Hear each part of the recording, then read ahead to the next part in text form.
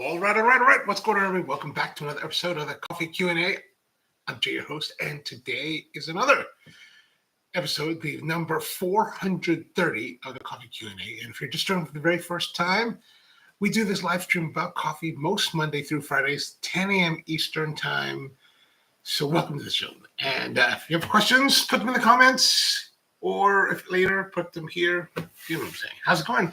Q&A, aloha to you. Andrew's with us as well. Good morning, Andrew.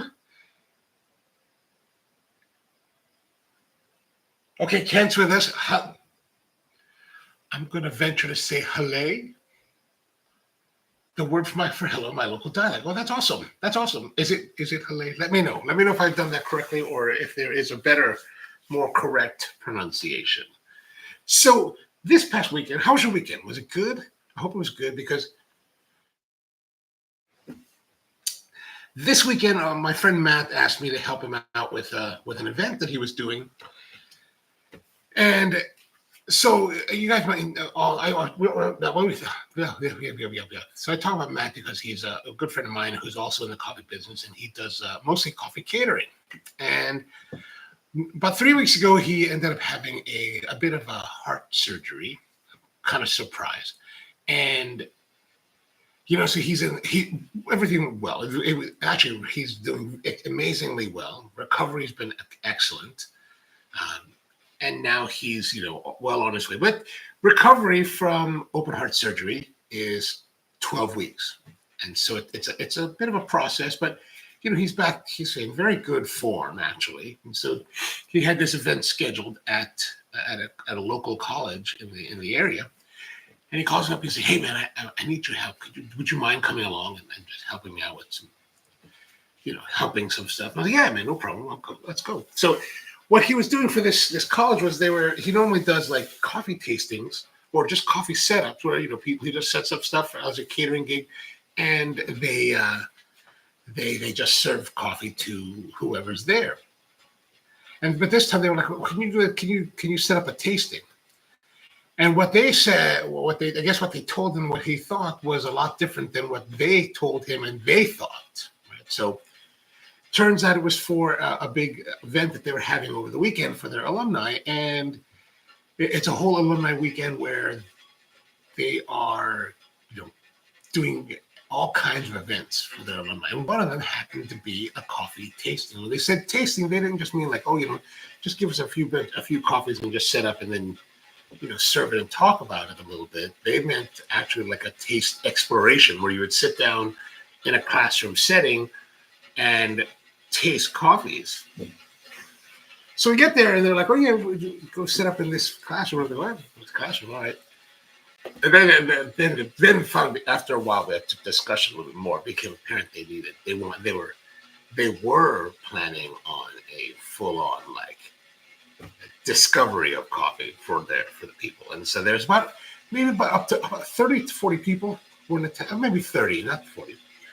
Russell, good morning to you. So about 30 people were in attendance, and somehow I was like, "Well, do you mind talking?" I was like, "Sure, I can talk nonstop necessary if needed." So I ended up speaking about coffee for this event or at this presentation in a classroom. I was actually pretty thrilled because it was like, "Oh, I get to teach in a classroom setting. This is kind of fun." And McDaniel College has been around since the late 1700s, I think. And the building that we were in was one of those old school buildings of that era. So, it's got the green chalkboard. It's got all the red oak wainscoting. It's all, is it Gothic? I guess it's Gothic. Looks like Harvard University. I was like, "Oh, look, I'm all that. I should have worn a nice shirt. I should have worn a cardigan vest and I would have been a sweater. And I would totally have been and carried a pipe." But instead, I was wearing kind of shorts and a t-shirt. Nice short, nice t-shirt. But I was like, "Oh, if I'd known, I would have wore this outfit." Now, for this event that Matt had chosen 4 different coffees. And so today, or for the next few days, we're going to taste these different coffees. I thought they were really good, and he did a great choice because he did some great choices because I we sat down, we brewed them up, and we did large batch pour over brewing for them, and we tasted them and figured out, okay, so this is the progression, right? There's 4 coffees. There's a coffee from Brazil. There is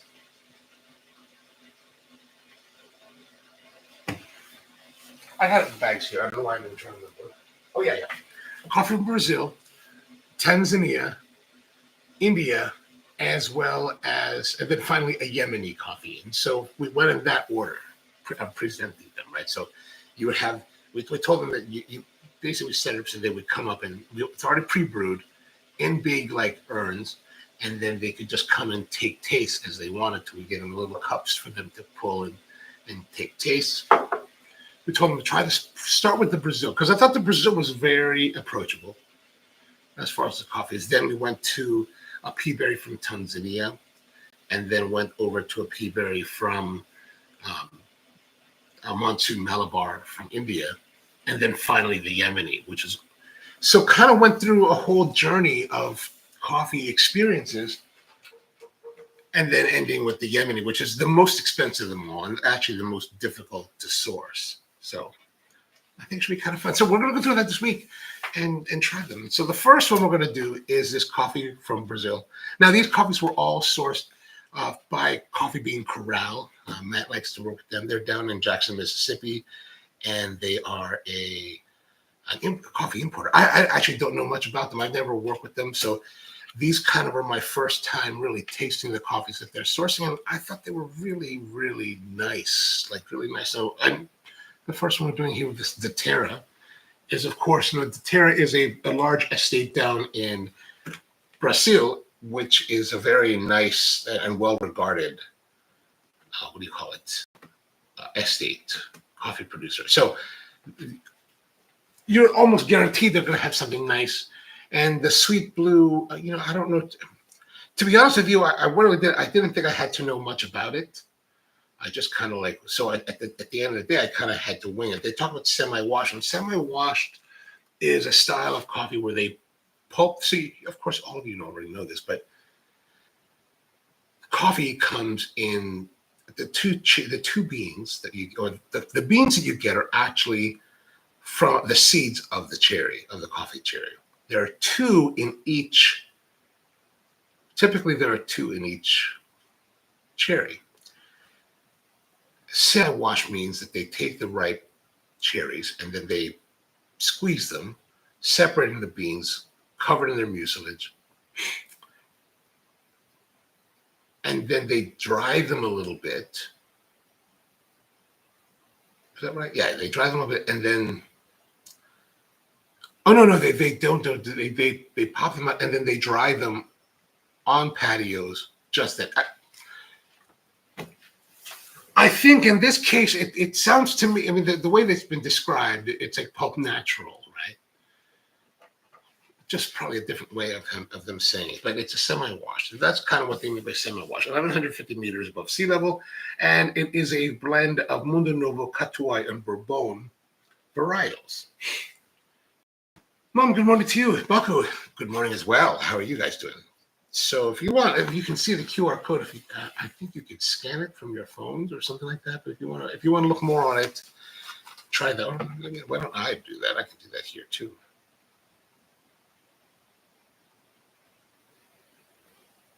Can I? Will it work?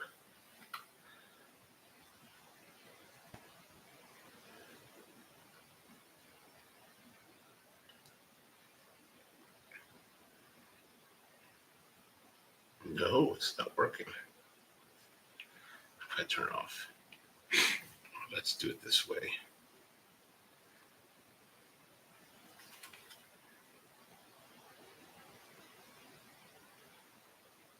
Huh. That's weird. Anyway, so that's the coffee. So let's have a look at the coffee and see what we can see about it. I'm going to take this, open it up.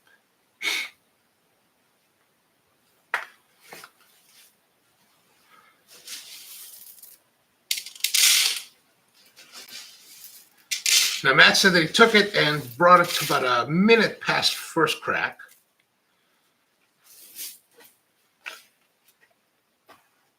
So it's a fairly on the lighter side of roasted.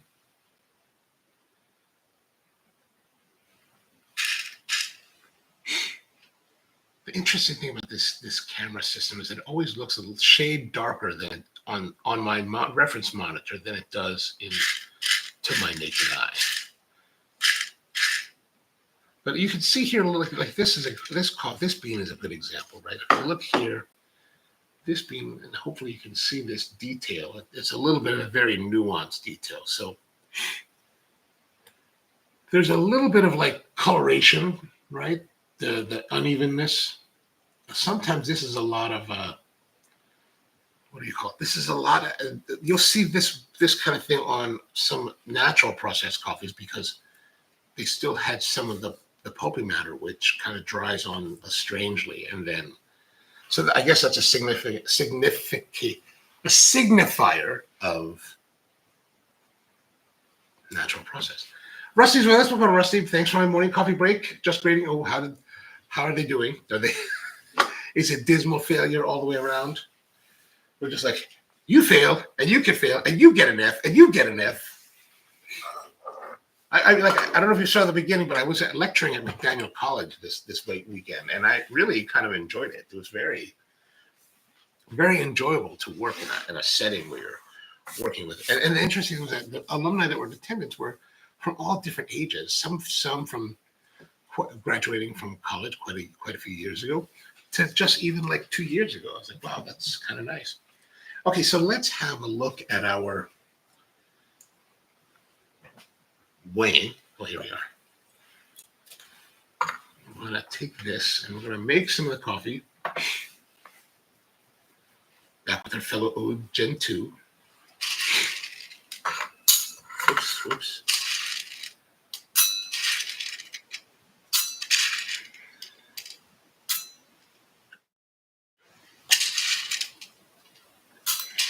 Okay, we're going to go 24. Yeah, 24.5. That's good enough. Rusty says, "Do you want to start teaching?" George and I didn't scare you. I've always enjoyed working with people to teach in a teaching kind of environment. You know, years ago when I was actually doing hula, I was actually what we call the alakai to my hula, which is the term that you use for, you know, basically like an assistant teaching. And so I actually had my own class.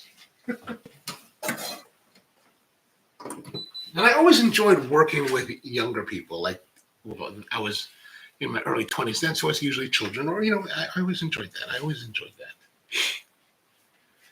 Ken says, one of the coffees I drink these days is a Laurina Hermosa blend from Daterra. Oh, nice.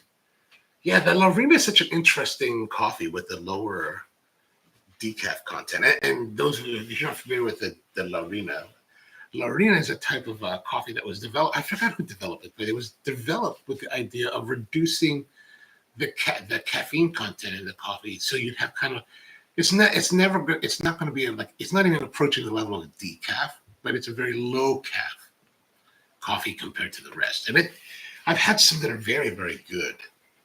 All right, we're going to do some grinding now. Let's grind away. Here we are. Oh, we're going to go a little. No, we're going to stay at the 6 because I think we were a little bit slow the last time.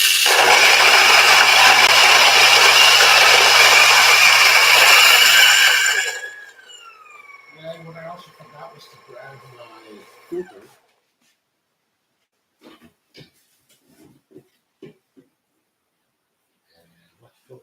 You know what? We're going to try. I think this week, let us try using a different brewer than we had been using. Excuse me. This week, we're going to use the Cafec flour as our dripper. We're going to drip them all. We're going to brew them all in the same method this week. Just for, you know, consistency. Good morning to you, Amiel. The Mad Hatter has entered the chest. Excellent, excellent. Oh, chat. The chat, not the chest. The chat. I was thinking like we're all like in a big wardrobe.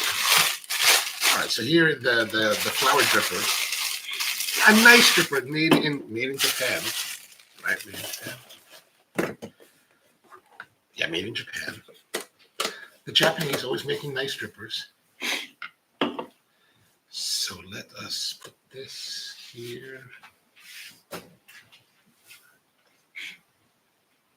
If you might notice, my hands are kind of blue because I was dyeing a new cabinet last night, and it's like when I get the dye on my hands, it takes a few days for it to go away. What are we doing now? Make sure the water's running. And we need to prepare this. So let's get our brewer.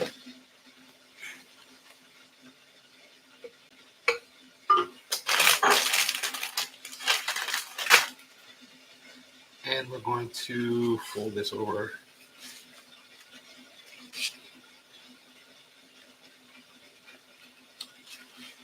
Insert here. Okay, now we're ready. Now we're supposed to remember to tear, switch modes, brew assist. Oh, then we're at 119.5. We're going to go back to our normal ratio of 1 to 14.5. There we are. So our ground coffee is ready to go. And you know what? Here's the weird thing. Like, this is starting to do this regularly now. When I first got these grinders, it didn't do this. Like, it didn't. All the coffee grounds were directly into the hole. Now they're getting on the side, and I don't know why that is. Maybe there's a lot more static being generated for some reason, which seems to me to be rather odd because here in Maryland, we're in a very warm and more humid time of the year rather than wintertime when it's very low humidity. So I would have expected, if it is indeed due to static, I would have expected more static during the winter months than now. Okay, so let's go with this. We had 24.5 that we measured and put in 25.2. So we're losing 3. Can we recover this 3?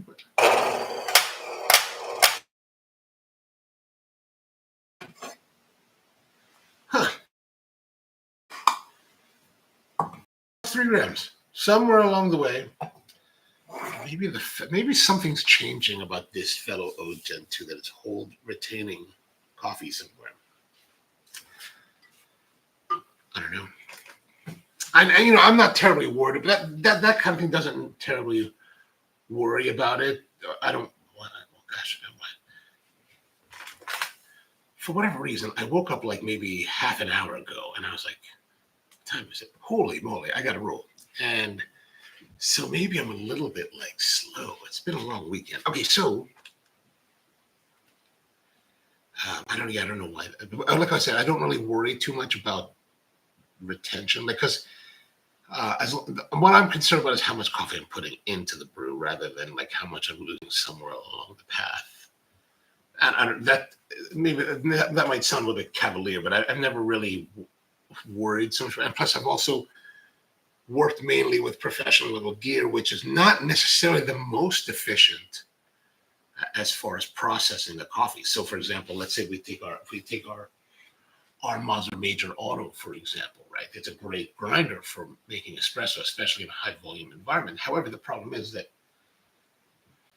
it's not a machine that's designed necessarily for you to put in 20 grams of coffee and push the entire 20 grams out. If you put in 20 grams of coffee, I think we saw this the other day, you put in 20 grams of coffee, you're probably going to get 18 back, right? Because somewhere in the path, there's extra coffee just kind of stuck there. So, for those, which if you're really critical about, clearing out all the coffee in your pathway, you'll probably hate that. I mean, guaranteed you'd hate that because, now you're in a commercial environment where you're busy and you've got a little bit of coffee stuck in the pathway or left behind the pathway. Not necessarily a big deal because you're pounding through it. You're pounding through it heavily. But if you're making 1, 2, 3 short, maybe 5 shots a day or 5 servings a day, you're not pounding through as much. So the having leftover coffee in the pathway becomes much more critical, much more of a potential impact into the cup quality that you're going to have.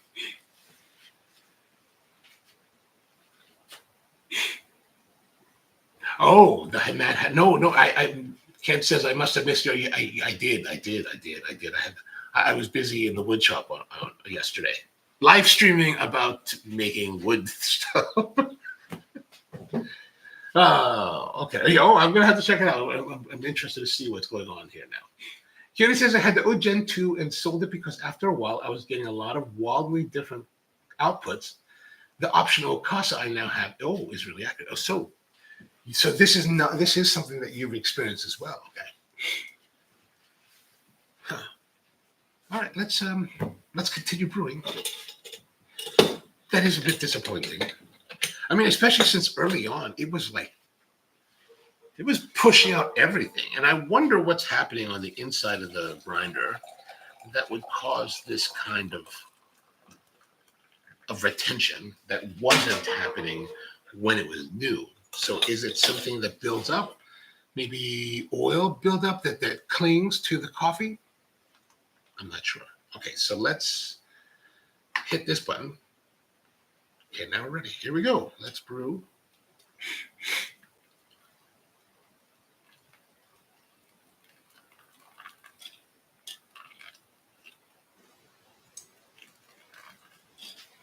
Speaking of watching coffee videos, normally my YouTube feed would send me links to like even Hoon's videos or live streams, and I haven't seen any of those lately. I'm really not very happy with as a viewer, I'm not very happy with YouTube's algorithm because it just shows me I've been watching a lot on the phone lately, and so I want to you swipe right to get to the next one or to try to reset it, and man, it shows me some stuff and I'm like, I don't care about that, and I swipe it and it shows me a different set. I don't care about that. Then it swipe it again and it goes back to the previous set, and I was like, what? And I'm stuck in this hellish loop of YouTube videos that I don't really want to watch. And if I swipe past them, it's forcing me to watch it, because it doesn't seem to realize that, hey, I'm swiping because I don't want to watch that stuff. It's just that it does.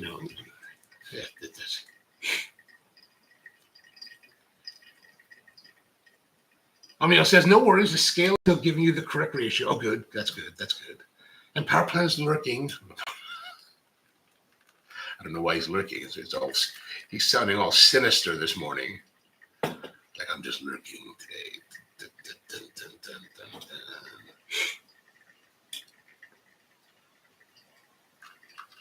Now, when I talk about big batch pour over, I mean really big batch pour over. We're taking a huge basket to make 2.5 gallons of coffee in 5 minutes. It's really quite. It's both quite awesome and cool and utterly ridiculous at the same time. You look at the setup and you're like, oh my God, what is this craziness? I'm actually going to make a video exactly how we do that because I think it's quite fun. Because about a year or two ago, Matt and I were talking about it, and I was like, he said, how can I do big batch pour? I said, you could do it this way. I had never done it at the time because I never needed to brew 2.5 gallons at a time. Normally we'll do a gallon at the most. And so the gallons we would actually use the big Bunn or Fetco brew baskets from the big brewers and just use that and do hand pour overs over with it. That's how I used to do batch brew at the Cafe du Spro, because I didn't want to put a big coffee machine in there, and it works great. As long as you get your ratios correct and your grind settings for the volume that you're doing, and to get the right flow rate. Awesome, the coffee is awesome, and actually the coffee we served for the lecture we did that way, and it was, it actually surpassed my expectations. As far as the results that we got, I was like, oh, this is really.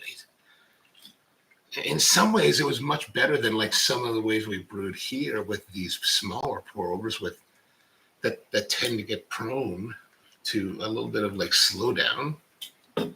So like right now, we're 3 minutes, 28 seconds, 2:44. So like I would want it to, I want us to be faster. And to be, yeah, we should be almost done, but we're still far. We're still far. We're still like on a bridge too far.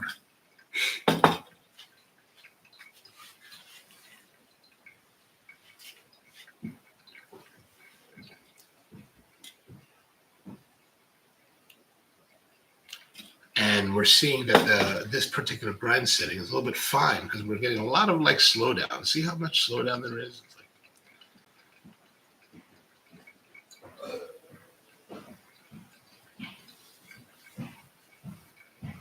but we're going to use the same setup for the next 3 days, well, 3 more days, so that we can see, you know, just any kind of like, oh, 4 minutes. This is really.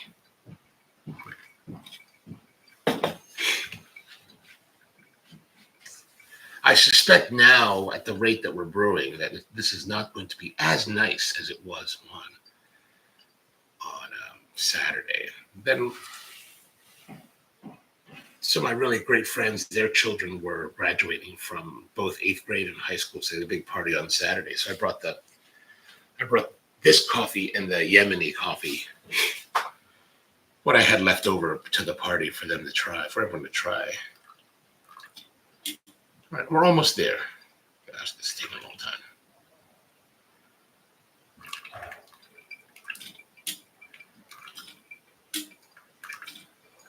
All right, we're almost there.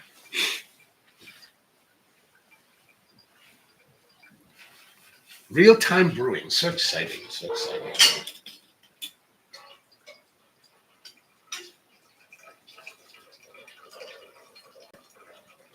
Now, as much as I enjoy using this, what do you call it? This Kogu pour-over kettle, the part that actually bothers me is when I, like right now, what you can't see me doing is actually taking the water here, returning it to the heating kettle. And in this case, I was just pouring it into it. Because the flow is restricted, it restricts the way that it flows. So it just takes longer. I'm like, oh. And, you know, because I've got this little metal thermometer in it, like if I want to take it off, it's just a little bit more cantankerous. A lot of times I'll just take the top off and pour it this way. Just something to complain about. All right, now we've got our coffee. It looks like it's all done, about 6 minutes. 6 minutes, and Dougie Fresh, you're on. So now we just take this and then threw that in the trash, which is a lovely, lovely thing. I have to be honest. When it comes to the brewing stuff and cleaning it up, I'm just tickled pink that we can use that. Everything else, it's like, you gotta clean. Or like, oh, I gotta clean. Okay, so here we are. We've got our elixir now.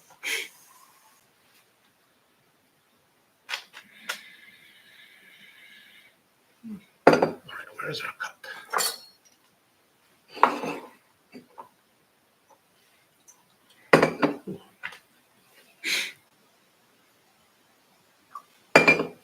There we are. Looking clean, looking nice and clear.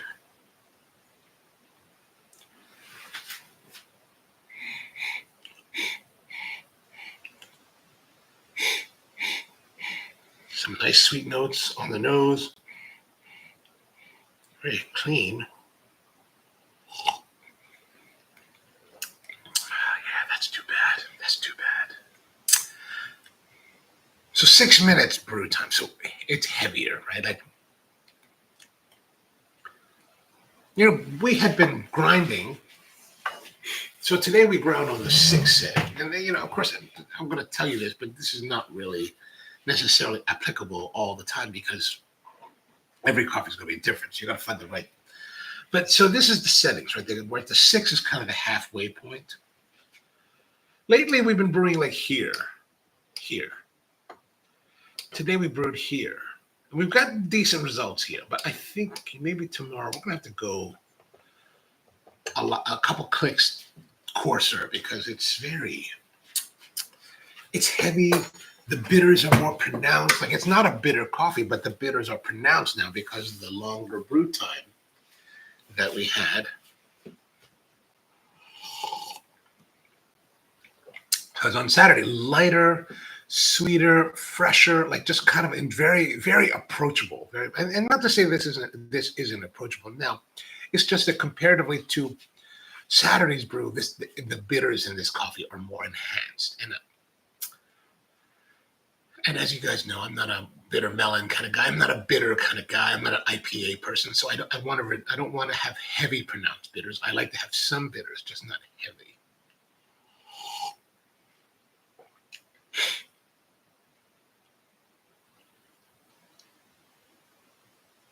Anya says the show. What? Oh, I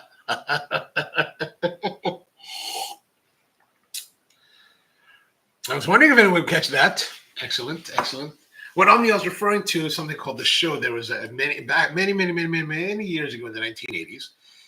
There was a hip hop. I guess it wasn't really known as hip hop back then. It was known as rap back then. A rap record, 12-inch, called "The Show" by. I want to say Doug E. Fresh, and it was a 12-inch single, "The Show," and on the reverse side was a track called "La Di Da Di," and that was one of our favorites when we were young. Like that was such a. My brother and I could do the whole thing if you put the music to it. But if you have the chance and if you're interested, I think there is a copy of it on YouTube. You can if you put in "The Show," Doug E. Fresh, you'll hear what I'm saying. And I kind of did that little quote there. Kent says, "Is it cut to white beans? Is it cut to white beans or only a? Oh, is it? Is it cut to white? Oh gosh. Okay. One day I'll get to speak English. Is it cut to white beans only or a blend? I didn't pay attention when you showed us the bag. No worries. It is a blend. It is actually a blend. So and so here's the thing. So we tend to think of like coffee as being one estate, one type of Arabica, but a lot of times there's a much larger mix. Like it's because a lot of farms will be growing. Okay, imagine this. If there's a big farm, the farm has different lots, right? Little plots, or what we call lots, right, on the farm. So let's say there's different ones. The farmer will typically grow. They may grow a lot of lots of, let's say, Catuai. But maybe they're going to have one here in Mondanova, they're going to have one here in Bourbon, they may have different ones in each of these lots. Now, remember also, I'm going to add a layer of complexity. Each of these lots, while they're on the same farm in the same region, each of those lots now are on different positions of the farm. And they'll have different positions because typically we're in mountainous areas. So each of those lots are going to have different positions on that terrain with different exposure to the sun, different exposure to wind, different exposure to rain. So now, as a farm is coming to production and they're coming to harvest, they will harvest from each of these plots, each of these lots. And there was a time when I was in Uganda and I was like visiting with my friend Andy, who runs Great Lakes Coffee there, which is an exporter. And he was like, "Hey man, you want to do some cupping?" And I was like, "Yeah, let's do some cupping." So he's like, these are what's called day lots. And I was like, day lots, okay. By this point, I was like, in my mind, I'm like, I totally got it. I totally got production. I totally understand harvest lots and blah, blah, blah, blah, blah, blah. Like I'm all thinking in my mind, yeah, I totally got it. Like I'm totally like a master of my craft and industry and like will rule the world. So we start cupping. I'm like, what are these? He's like, these are day lots. So each of the plots. So imagine this. Each of the plots that have these different levels of exposure to everything and different varietals are now, we just tend to think of, so prior to this, I was thinking, okay, we got this whole lot of coffee from this whole farm. Then now we're talking day lots from individual plots. So every day that the pickers are out in the fields, they're picking the coffees. These coffees are processed.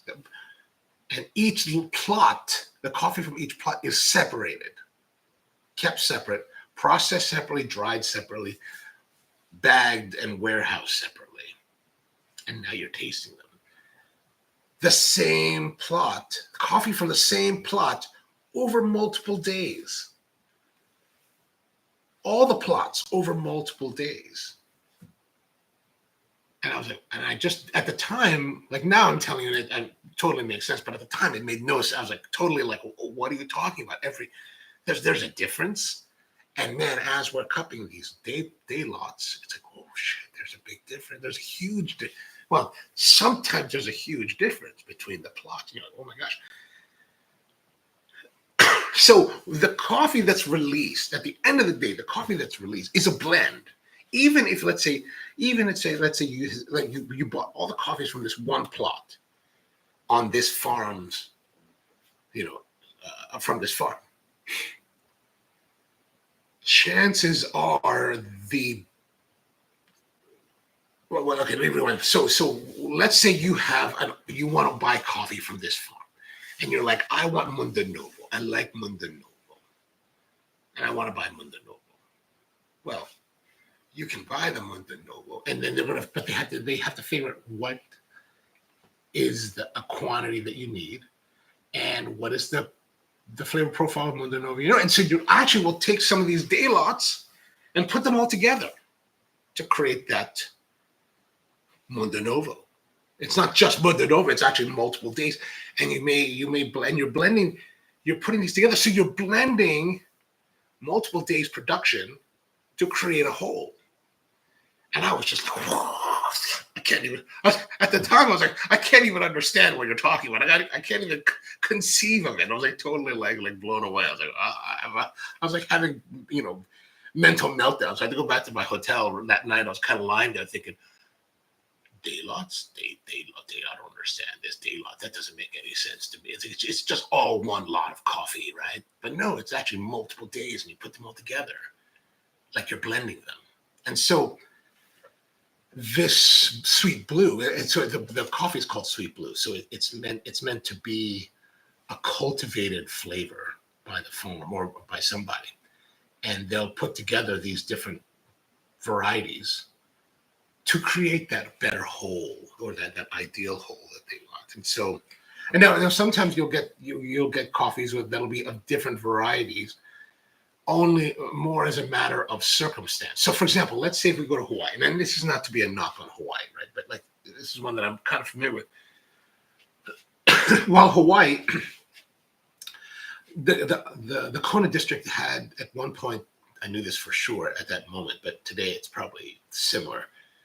At one time, it was 629 different farms in the Kona district. It must be somewhere between 600 and 650 farms today. Most of the people that are producing coffee in Hawaii, and this is true around the world, are small plot farmers, right? In Kona, they tend to be a lot of gentleman farmers that have made money in other industries, wanted to move to Hawaii and bought some expensive piece of land like they were living in Napa Valley and started growing coffee because, hey, it's the thing to do. And then they harvest it, and then they got to process it and send it. But, who wants to process their own coffee and build a mill and do all that ridiculousness? So what they do is they bag up, they harvest the coffee, they put them in big burlap bags, and they put them back in their pickup trucks and drive them down to Greenwell Farms, where Greenwell Farms will buy the cherries off of your truck for like 90 cents a pound or whatever it is. And then they'll do all the processing and selling it. Now, in these cases, like you may have all these farmers are coming to Greenwell Farms, and they're disparate ranges of varieties. And Greenwell's buying them because Greenwell has a market to sell to. So in that case, you'll have a lot of different varietals coming in and are part of the Greenwell, whatever brand that they put it under. And this kind of idea, this is not unique to Greenwell and Kona. This is actually widely practiced throughout the world in many different co-ops in many different coffee producing regions. You will have people bringing their coffees to the mill to sell. You'll have coyotes in the fields buying the coffee from the producers, right? And none of that is like very well sorted or separated. They're all just kind of going into the big bin and being processed. So a lot of coffee that's being purchased or sold around the world is like that. In this case, they know because they're probably, Daterra is very high end. So I'm sure they're controlling the amount of Mundo Novo, the amount of Catuai, the amount of Bourbon that they're putting into this particular Sweet Blue blend. A lot of talking.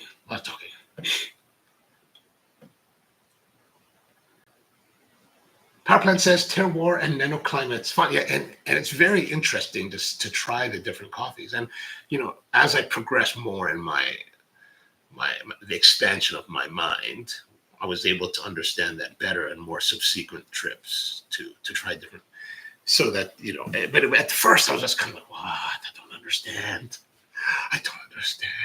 It's like the first time you find the Force and you're trying to be a Jedi, you're like, I don't understand. Plots, lots, dots, bots.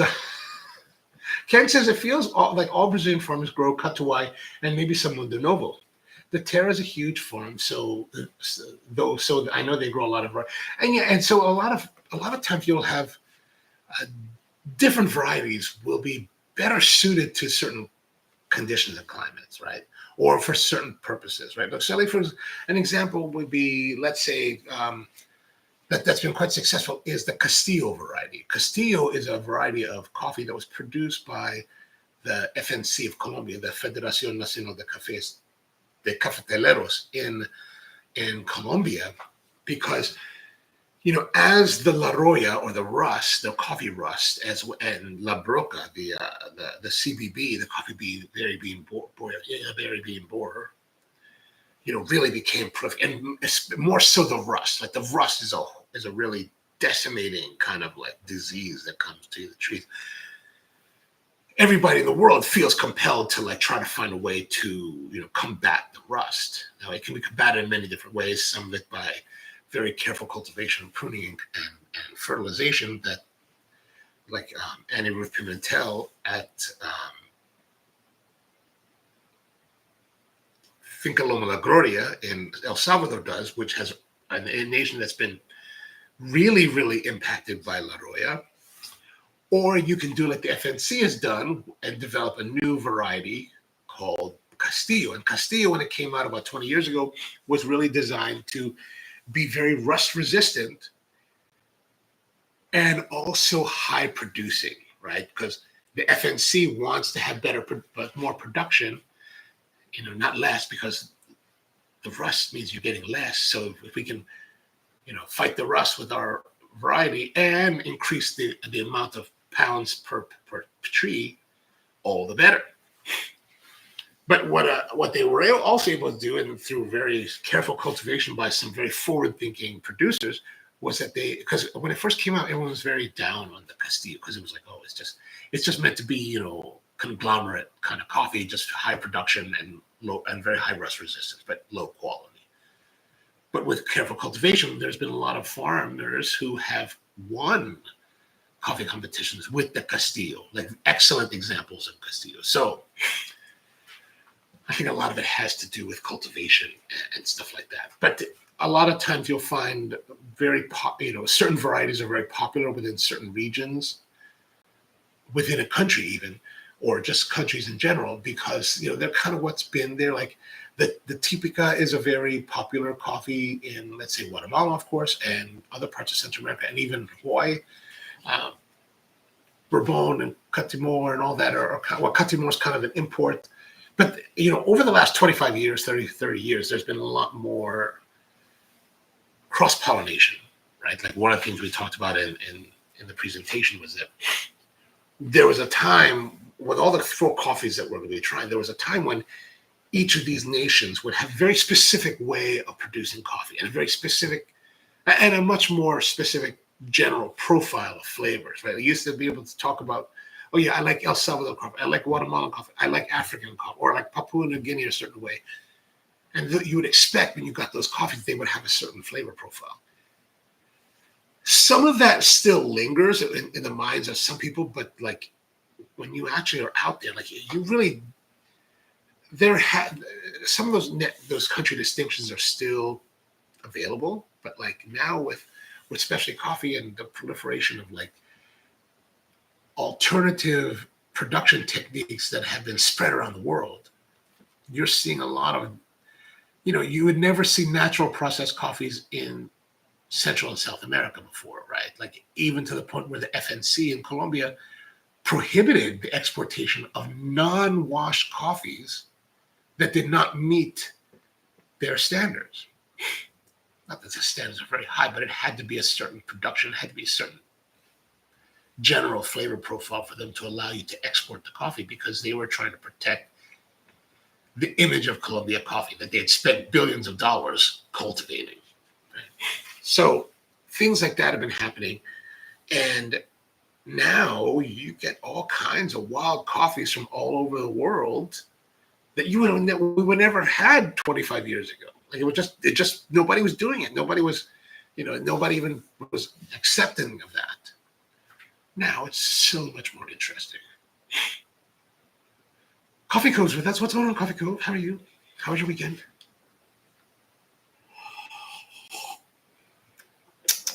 Yeah, it's very bitter. It's more bitter. It's not more bitter. It's just the bitters are more pronounced. There's some sweetness now that it's cooled.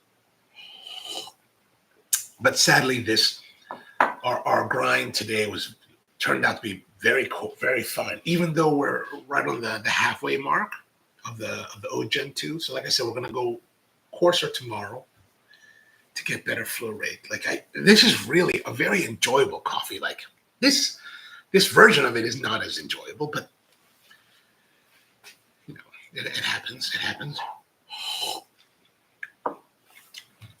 And yeah, so that's just some thoughts on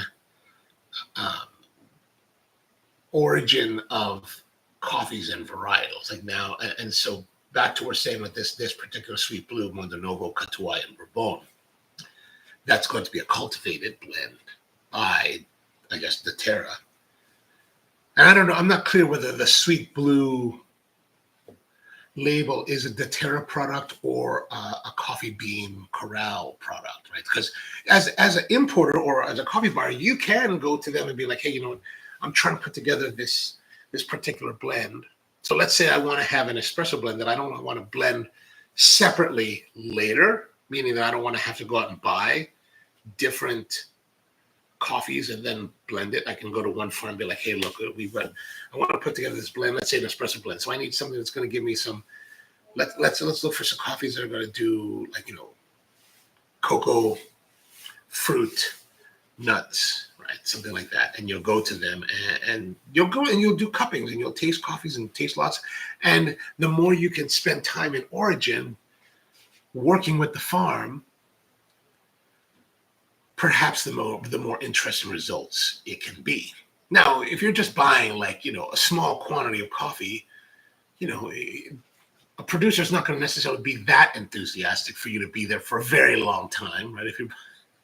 Right. But if you're buying container loads, yeah, they're going to be like, oh, okay, you're going to buy some containers? Excellent. You can stay here as long as you want. Right. But if you're buying like a pallet or two, you're like, well, okay, that's cool. But do you need to be here a month?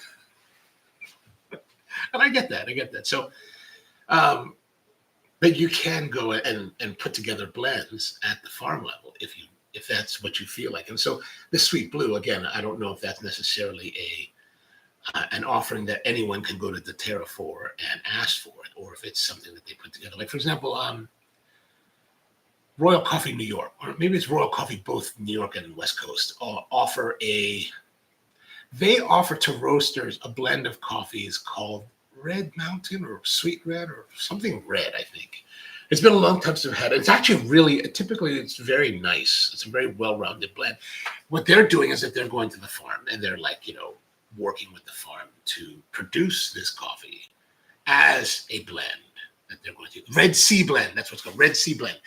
I'm not sure. I don't remember. Or they're produced. Maybe they're working with multiple farms. I'm not really sure, but they're putting together a green blend that they're selling to roasters so that the roasters can have something interesting that's less one note, right? Because a lot of coffees will come to America or to your nation as what we call single origin, as a more of a so theoretically a one noted coffee where you may want to blend with other coffees to get different levels of complexity, right? And that's also changed too. Like since the advent of third wave in specialty, we've had a lot more focus on single origin coffees, right? Coffees that are just one very narrow focus and celebrating that, which I think is a beautiful thing. We want to celebrate the beauty of the coffee, not necessarily create blends for everything. But I think in the pursuit of single origins, I wonder if a lot of our colleagues have lost or have not necessarily expanded and developed their range by not doing blends or by being reluctant to do blends. Because blending is, to my mind, blending is very difficult, right? Like the single origin thing is very easy. Like, for example, let's say this one single origin that I remember very distinctly. I was in Costa Rica I was at Cafeteria Urbazu, and we're walking around the drying beds. And I don't know why I see this small plot of coffee, maybe like 2 bags worth of coffee, right? Sitting there, and like it's a pulp natural type of coffee, or yeah, like a pulp natural. So, oh my gosh, man, it had this beautiful mango aroma, like just beautiful, like so sexy, so alluring. I was just like, what is this? And he was like, oh, this is the pulp natural. I was like, this coffee? Whatever you have, I will buy this right here, right now. Save this for me. Sold. Just consider it sold. I bought it straight off just based on the smell of the drying coffee alone, which is a crazy thing to do. But it's only like maybe 2 bags. So it's not like a tremendous risk. It turned out to be a beautiful coffee that was wildly popular with our customers, with our guests, right? But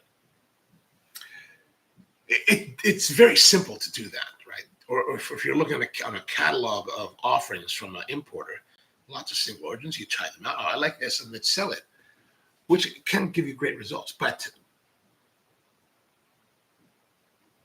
I think we're losing. We also lose something. So that's why the blending for me with like the house blends or the other blends we do for clients and espresso are, to my mind, important because you have an idea of an experience that you want to cultivate. So you, as the coffee person, is the one crafting that experience rather than relying upon the experience of God and nature, right? And you're just like, okay, so here. You're just kind of like, here's the coffee. I roasted. I didn't burn it, right? And enjoy that. But when you have the blending part of it and the roasting, then you actually really have to understand deeper, I think, different coffees and the flavors of the different coffees and how they come together and how much you can roast them and whether or not you really should post-roast or pre-roast blend the coffees, right? Meaning that sometimes you may want to roast the individual components of your blend separately for different levels of nuance, or you can blend them together and then roast them the same way at the same time. Each way has a different, or can have a different impact on the results of the coffee. And not to say that blending or single origin, or that blending is better than single origin. I think they're all very equally important. It's just, I think, more as someone that wants to explore coffee, having that range, I think, is important because, the blending part, I think, is very difficult because you have to think very forward about how the coffees will go together, how they do come together, and how long will they last together. And I think the real challenging part is that, let's say you have a flavor profile that you want to offer with a blend. How successful are you able to offer that on a very consistent level over a length of time, right? It's one thing to do a beautiful blend and that one day, and you're like, oh, but maybe that's more happenstance than anything. So you have this beautiful blend, like, oh, this is brilliant. But your next attempt at it is maybe a little bit weaker, right? How do you work your skills so that you can create a very consistent flavor profile? There may be some variances, but really you don't necessarily want flavor variances, right? Like if you buy Coca-Cola, you don't want the Coca-Cola to taste like Pepsi tomorrow, like, and then back to Coca-Cola on Thursday. You're like, well, what's going on here? This is not fun, right? You want to have that very familiar, not always maybe 100% consistent. When we're talking about coffee, we can be a little bit different, but we want to have a very relatively consistent flavor experience that we're trying to encourage people to enjoy. Powerplant says, it seems like the old way of coffee was to make it analogous to wine, but it seems to not work that way. I mean, I hear what you're saying. I think that, I think people want to make it analogous to wine. I think a lot of times because wine has been a codified kind of discipline for so many more years than people have thought about coffee in a serious way. I think that's probably why. I think we try to bring a lot of correlations to stuff that people are already familiar with in that respect. Powerplant says the co-fermentation has really turned us into a new path of, oh yes, absolutely. And I know a lot of people are very much against co-fermentation. I'm not really against co-fermentation. I think we should embrace new things, like within, let's say, the competitions, like the WCE. They're very much against it. They're very, very much against it. I'm like, well, I don't care what they do. Let's just see what's good. Make it happen. Right? We can figure out better rules to go around it. But everybody wants, I think when new stuff comes out, a lot of people, their first thing is to clamp down and say no.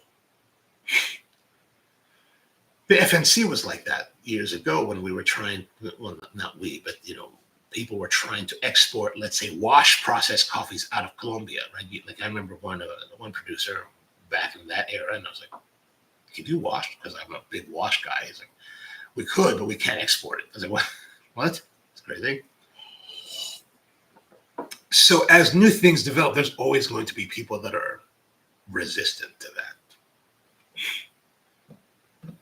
And I think co-fermentation has been like that. But I think co-fermentation can be quite interesting. But, I think there are valid points about whether or not is it flavored coffee? To a certain extent, yeah, sure it is. But is that really a bad thing? Does that really matter? Right? Like, by Coca-Cola, there's a cherry Coke, which I think is an abomination. Like, I'm not drinking that. What do they have? They had orange Coke not too long ago. I'm drinking that.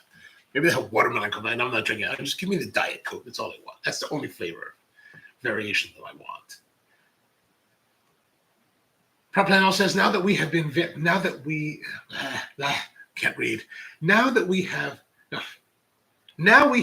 varietals, terroir, processing, roasting, and lots to, yeah, there's a lot but at the end of the day, right, you only have to consider that if you want to consider that, right? Like, and that's one thing that I was trying to, during my lecture on Saturday, that's one thing that, I was telling our class is that, you can, like in the wine world, you can have all these superlatives and descriptions and all this like discussion about the flavors and all of this stuff and the way that it's made. But does it matter? No, I don't think it matters at all, right? Like the thing is that, let's say you sit here and you taste a coffee, and we could sit here. What are we again? Getting dark chocolate, maybe dark cherry, some bitternesses, and now that it's cooled and a little bit less, the bitterness have a little bit subsided. There's good medium body, rounded, right? Just a little bit touch of acidity, kind of like maybe like a bright cherry acidity, like a tardy cherry. All these things that we can talk about with coffee. And I said to them, you can sit around and talk and think about those things.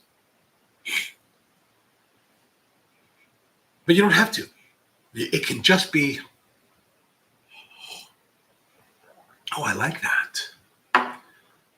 And that's perfectly fine. That's more than enough that you need to know. Like, because, a lot of people get intimidated. Like you mentioned with the wine thinking, it's like people will get intimidated. Like, well, I don't know if I can taste that. Well, maybe you can't. But you probably can. You just haven't thought about it enough. But should you even think about thinking it enough? No. It's a question of, do you like it? Right? Like, this is a discussion I have with friends in the cigar industry, right? Like, one of my friends, he owns a coffee brand, and he's always posting. He's always about like, it just tastes like tobacco. Stop talking about like the florality of like tobacco and cigars, and I'm like, well, I think a lot of people like to have those notes to try to get a better feel for what they might like. It's a kind of, I think taste descriptors are good to help give people an indication of how a product may be, so that it'll help them go. Because most people are not necessarily too worried about finding something awesome. They're more concerned about finding something terrible and avoiding that. Right? Like, I fall into that all the time. Right? Like, I'll go think about, where should I go eat, or where should I go buy this, where should I try this, and I'm looking at reviews, not necessarily because I want the greatest experience possible. I just don't want the worst experience ever, right? Like, the last thing you want to do for lunch, if you're looking to look for a quick lunch, you're like, well, where should I go? I'm looking through Google. How are the reviews? Where am I? Well, okay, well, there's, Jersey Mike's, no. Subway, no. There's, Olive Garden, no. Right? But you look at these, you find these places that may sound interesting. You look, what are the reviews like? And you're like, okay, should I take a chance? And I think that's a lot of times where, you're looking at product reviews or product descriptions because you're trying to mitigate the horrible, right? Rather than finding the amazing. If you find amazing, all the better, but you just don't want horrible. And I totally understand that. Kelly says, it's interesting there are some cognates to that of language standardization, where dialects are lost to a standard version. Oh, that is a very interesting thing that you're saying this now, because I've been seeing a lot on my feed on YouTube of like, well, not a lot, but I've seen a couple of videos that have come across my feed with, like, this one video was talking about how the different dialects or the languages around Shanghai or some area like that have been developed. And then, of course, we start off this morning with Kent talking about how, saying hello in his local dialect. I was like, so interesting. And like, if you go to Africa, you may have Swahili, right? East Africa, Swahili is very popular, but every tribe has their own language. You're like, oh, there's so much. So I think what you're saying, Kim, is totally very, very interesting and very, very, it just resonates with me today. Ken says that the new world of coffee is awesome, not like in the 1990s when I ran around looking for different origins. Yeah, I can't imagine what that was like. I mean, I recall, like, because I was never really into coffee. I mean, but in the 90s, I drank coffee in the 90s a little bit. Like, at the cigar shop, they would serve coffees. And the guy that was in the guy that owned the cigar shop at the time was really into coffee. So he had like a whole bunch of varietals. And then I remember there was this one guy in the neighborhood that I opened a coffee shop in back then, who had this coffee bean shop, and he had all these coffees. Like, he was a fanatic about coffees. You probably would, if you lived in Baltimore then, Ken, you would have loved this guy, because I think he was like basically the pioneer of all of this stuff. But you can only, as a purveyor in that era, you really can only offer what was available to you. And considering that era and knowing what I know now about that era, yeah, the offerings probably weren't the greatest. But I mean, it's interesting. And that was definitely the era, like I mentioned earlier, for everyone else, where the coffees were very much country specific. The countries had distinctive profiles that people thought about, rather than, like, you would never see, like, natural processed on raised beds from Nicaragua. That would be like, what? That's not right. There's something wrong with that. Brewing only into my mocha, the mocha master. I can't believe you own one of those. That must have been like wildly expensive. It's wildly expensive now. I only got a mocha master like a year or two ago. Partially because it's so expensive, like $300. Although I gotta say, I think it's been around $300 since I got into the coffee business. So it's not. If we consider that, it's theoretically somewhat cheaper today than it was then, right? Is that correct? But yeah, and I got mine because it was on sale. I found it on sale at Williams Sonoma. I was like, oh, what? $200? I'll buy that. Plus, as a small coffee operator, the Mocha Master people here in America were always a pain to deal with. So it's like, if I found that if I wanted to offer your product and you made it difficult for me as a retailer to source it, and I get it, like some people, they want you to buy a pallet of stuff because they want to make it worth their while, right? But it's like, we're a small operation, like we want to get your product, we like your product, we want to get it in front of other people. Try to help us make it easy. Some companies like Mocha Master, the importer of Mocha Master, which is up in New York, and the original importer of Hario was totally not it. So we tried carrying like Hario, we carried for a little bit, and then they made it difficult. I was like, forget it. We'll go to Bee House and have them. We were very big Bee House people for a long time. We did a lot of Bee House, AeroPress, Clevers, even Bodum. Bodum was actually quite easy to work with too. So we had a lot of Bodum Chambord. I think are really excellent French presses. Powerplant says, it seems the old guard wanted people to recognize coffee growing regions like we do with wine. I.e. Riesling is dry and acerbic. They wanted Ethiopian berry like it. And I get that. I mean, you have to remember that, while I think we should try to bear in mind that everything's a progression. Right? Everything's a progression. Like, you get into something, you learn something, and then you're kind of like, you've learned a lot about it, something in a certain way. And so that's what you know. And you reach a point where I think a lot of people will get to the point of like, they're very comfortable in their knowledge, and they feel that for some reason they feel like they need to defend it. Right? Like let's look at my progression. I got in the coffee business in 2002, and I knew nothing. And I just kind of had to show up and be there and learn. I'm now in a position where I'm nearly 25 years into it, right? So I would be one of what I would be now, what I then would have considered the old guard, the people that are protecting. And there's certainly a part of me that feels that, right? Like, you see these younger people in the business, the young bucks coming in, the young Turks, and they're like, they got all this, enthusiasm and interest in certain things, and you're just kind of like, well, that's stupid. Why would you waste your time with that? We've already done that. That's dumb. But you know what? The thing you got to remember is that these people are bringing fresh perspective, new perspective. And while people of my generation of business may have gone through similar and failed at it or experienced whatever at it, their results may be different. It's a different time, a different way of thinking, a whole different viewpoint. And the resources available to them today are so much different than they were to us. Right? Like, let's say in video editing is a great thing, or even this whole thing of YouTube.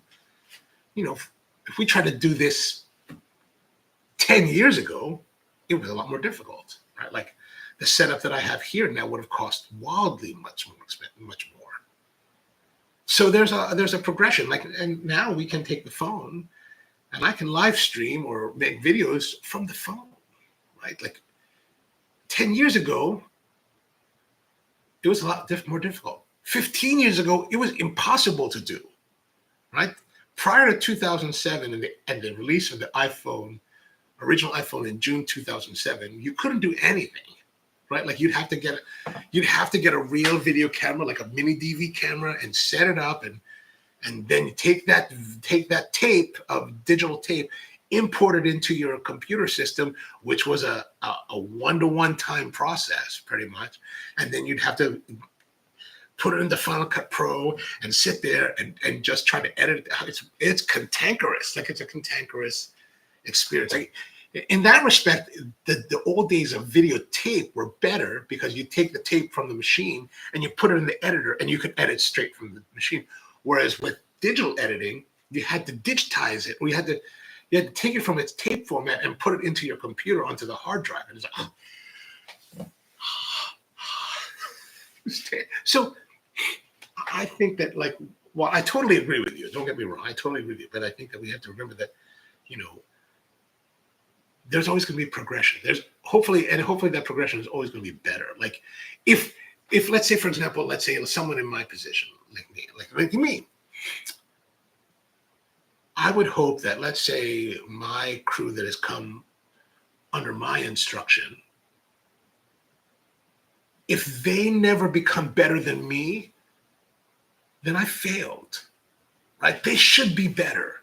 They should be inspired and trained well enough to not just be very competent and accomplish at what they're doing, but also to have the capabilities and interest to explore to greater levels.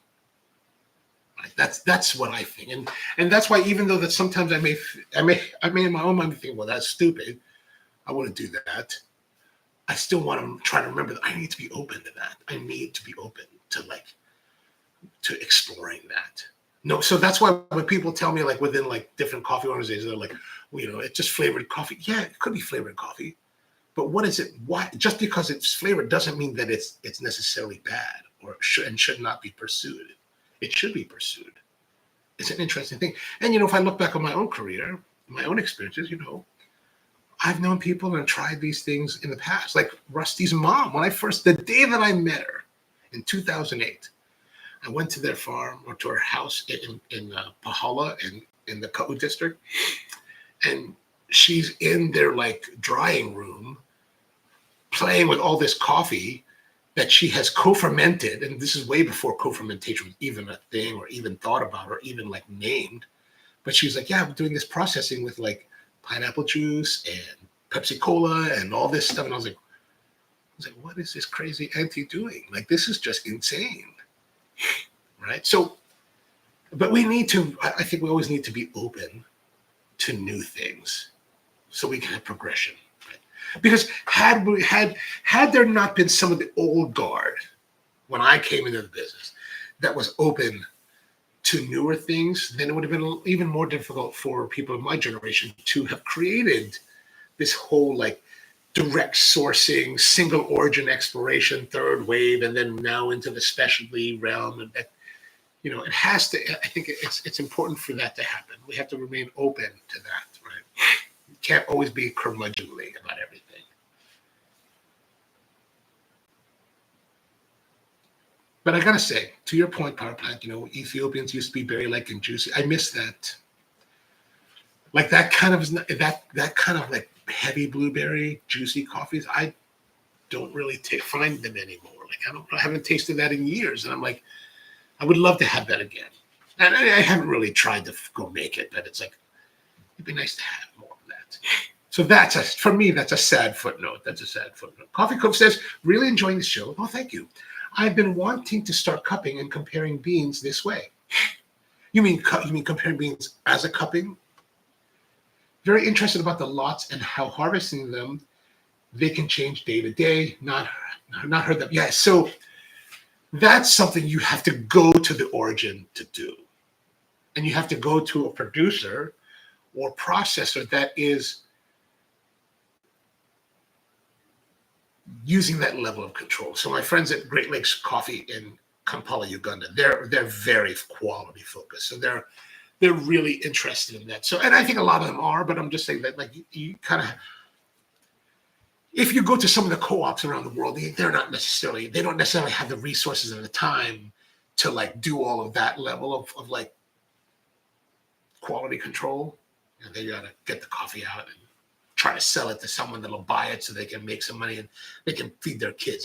There's a whole world of that happening in coffee, right? Farmers and producers and all this that need to sell their coffee today because they got to feed their kids tomorrow. and they're getting very low money on their coffee. So that's a whole nother issue that people have to deal with, right, in the world. But the day lot thing, the day lot separations are more difficult. You would have to you got to cultivate relations with like producers that are doing that, and then then you can go and try. Like I just had from when I had it, it was kind of by happenstance. I was there, and he was like, "You want to try?" So all right. And then I'm like, oh, I can't even wrap my head around what I'm tasting right now.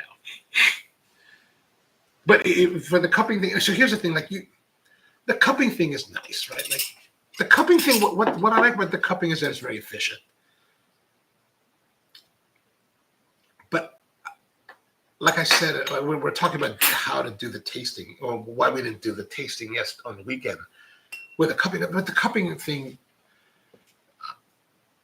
in a group setting just creates so many more issues to deal with that, if you're dealing with people that have not done this professionally, it becomes a little more complicated. So brewing the coffee was a lot more simple. And the thing about cupping coffees versus brewing coffees, and of course it's going to depend on your intent, but brewing the coffees is theoretically the ultimate way of experiencing the coffee as your guests will experience it, as your customers will experience it. But for expression, the cupping is great and the nice about cupping is that you get to taste it over time, and there's a different level of expression that happens with cuppings versus brewed coffee. And you could be like me today and totally mess up your brew, and it takes too long, and the bitters are more pronounced. You're not really getting necessarily the accurate flavor of the coffee because you totally hosed your brew. Powerplant says Dunning-Kruger effect, scary stuff. Oh yeah, no doubt. It basically means that when we know enough about a subject to think, yeah, totally. I mean, and that's what I try to, at least in my own world, I combat that regularly, and I don't know if a lot of people combat that regularly, but I feel that I feel that I combat that regularly, and I think that a lot of people that I'm close with, friends with, and like to associate with within the industry are more along that line of thinking. Like, one of my really great friends, Miguel Meza, is very much like that. Like he's always been very forward thinking in the business, and to the point where people ridiculed him and mocked him for it, within our own peer group. Like I remember many years ago, he was, he's from Minneapolis originally. He grew up in Minneapolis, but he's got a whole what is it, hip hop sensibility about him in some respects, right? Like that kind of Jodeci 90s kind of vibe to him in some ways. And so he's always been very forward thinking about coffee, super forward thinking. And I remember at one point he wanted to come out with a luxury brand of coffee, a very high quality, high end brand of coffee.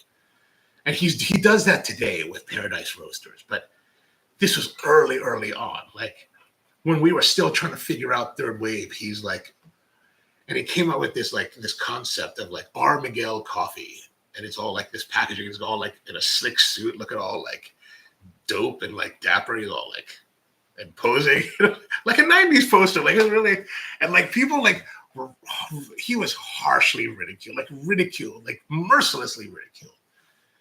But he's one of the most forward-thinking people in the coffee business. He's super focused on quality and such a nice, humble person. So, I mean, I was totally, against that. I mean, about ridiculing. I was totally, people had said that to me. I'm like, what the fuck are you talking about? What are you guys talking about? So, we got to fight that. I think we have to fight that Dunning-Kruger effect. I think it's not to our benefit to gatekeep in that respect. Keone says sometimes when something progresses so far, there is a throwback to earlier technology, like the popularity of film cameras. Oh yeah. And I think I think the throwback that we're having now in that realm is very interesting, and especially since we come from an era of digital audio when when I was young. 1985, 1986. The CD. I got my first compact disc player, and I was like, oh, that was like when I got it before most of my friends. I was like, oh, compact disc, man, it's awesome. It's crystal clear digital audio. It's amazing. You know, and I still have a lot of vinyl, but there's definitely a different quality to vinyl.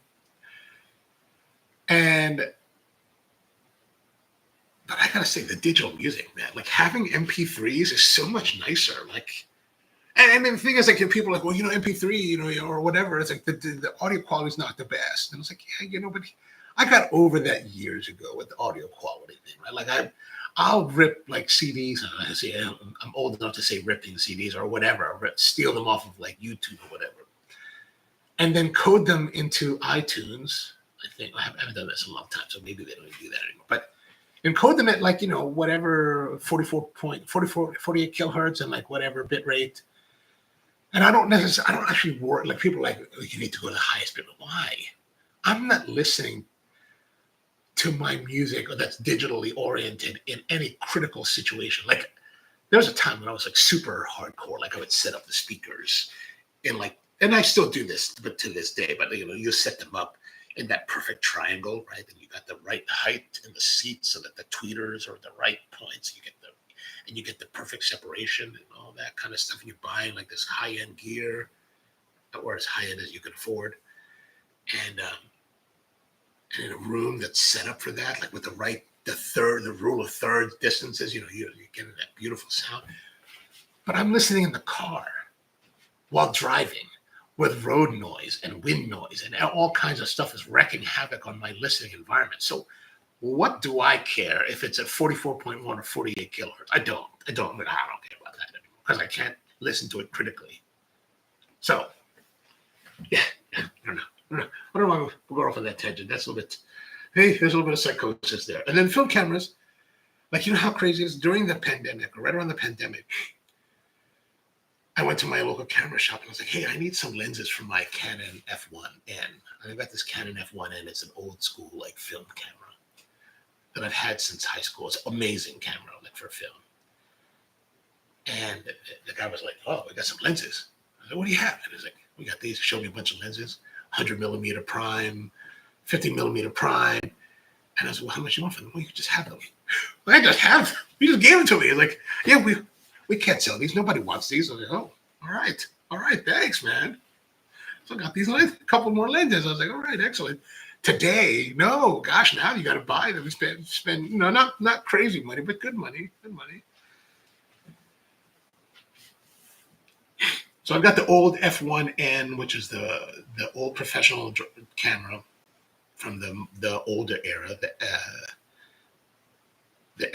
What was the mount back then? There was a different mount back then, FD mount Canons. And then I also have the first generation of the EOS 1N, the new L mount. What's it called? L mount? The newer generation. It's not the current generation of lens mounts, but the one prior to this. But I got the big motor drive, like the big bulky. But I don't like it. It's so big and bulky. It's like, but you look all perfect. Like, especially back then when I was doing like stringer work, you wanted to have a big motor-driven camera with all your accessories because it looked professional. You looked like a badass. You're like, I'm a badass, right? And when you would be kitted out, like I remember we did this a couple times. We kitted out. We go anywhere. Nobody like, and people ask you, hey, who are you? I'm with the press. Oh, okay. Because nobody ran around with cameras like that. Now everybody buys cameras like that. Omnio says, power plant says, angst. In some they allow the flame to die out, but in some uses it to consume or no doubt. There's a lot of that flame consuming the beings here in America today. Keone says, funny, I was thinking about that just this morning. There is a beauty to a manual or analog experience. There's yeah, for sure. But the problem with I don't have any issues with like. I'll sit around like I've got a little setup here now where I can sit down and have I've got my old school Mirage speakers, right, in the right configuration from my seating position at the right height, and I've got my old school Denon CD player with Adcom amps, and I'll have this loaded up. I'll just play the first disc from this nice Telestra recording of Mozart's Marriage de Figaro. Right, just put that and just sit there for like 20 minutes and just enjoy the music. So nice, so nice. And then I still have my turntables. So put on some vinyl every once in a while. Listen, that's not as nicely set up though. That's not connected to the setup. I should set up something like that for it. But it's beautiful. It's beautiful sound. If you have the time, it's just about making the time for it. Power Plant says psychosomatic effects are real and enabling. Oh, for sure, for sure. 11:20. Oh, it's 11. Oh yeah. Okay, we should end soon. Craig's like, wait, what are you still doing here? Omnia says, look how much more enthusiastic I look now after having his coffee. Yeah, I was, like I said, I don't know if you heard this before, but when I started, like I woke up at like 9. I woke up at 9:35 because I was up till like 3 in the morning. I was like, oh my gosh, what time is it? Oh, I gotta run. So I was pretty groggy when we started. When we started, I was pretty groggy. You need a vinyl record player and a tube amp. I have a tube amp. I thought I had a tube amp. Like one of my uncles, right? One of my uncles was from New York. And I think he was part of a pretty wealthy family. American guy. He married my aunt. They met in World War II while he was in the Philippines as a GI during World War II. And brought her back. And they lived here in a wonderful home on Long Island. But mid-century modern. Actually, it's interesting. Mid-century modern home. But kind of like home like this. Very close to a place called the Americana Mall in Manhasset, New York. Which I grew up around. I mean, I grew up going to their house and hanging out there. So I never thought anything about it. But as I got older and later, I was like, well, it's kind of a nice area, right? Kind of fancy. And I think he came from a candy factory family. Like the M&M Mars family, I think, something like that. I don't really know. I didn't really ask, and I didn't really care back then. He always had cool toys like a Porsche 911, and he had nice. Well, he had a mid-century modern home because he bought in the 50s. He had mid-century modern furniture, so the whole place was filled with mid-century modern furniture, which I thought in the 80s was kind of dumb. I was like, kind of old. Stuff kind of old, kind of weird looking. It's kind of I never thought much about it, right? Now people are all about mid-century modern. But like back then, I was just like, this is old stuff. It's just yeah. It's like no big deal, right? And but my uncle was also into audio, and one day he was like, "Hey, I want you to have this." He gave me this Macintosh 275 tube amp because he knew I was into audio as well. And I thought I put it in the garage, and I have no idea where it is. Like I'm not tearing the house apart for it, but I'm looking around for it. And I'm like, oh my gosh. Like I always kept it in the garage in a certain place because, I always knew the value of a Macintosh. Like even back in the 80s, Macintosh was like, well, you can't afford that. You'll never afford that. Now, you'll still never afford that. But to have an old 275 amp would be like, oh, dope. But I don't know where it went. I hope it didn't get stolen. That would be very upsetting. But yes, I agree. The tube amp would be very nice. I only have solid state amps otherwise. Paraplas nos vemos. Yo tener tap out. See. Oh, we should tap out. I'm going to tap out too. Good point. All right, well, that's going to be it for today. We're back again tomorrow with another episode of the Coffee Q&A. We're going to be doing more tastings of the coffees that I served during the lecture, the coffee lecture we did at McDaniel College.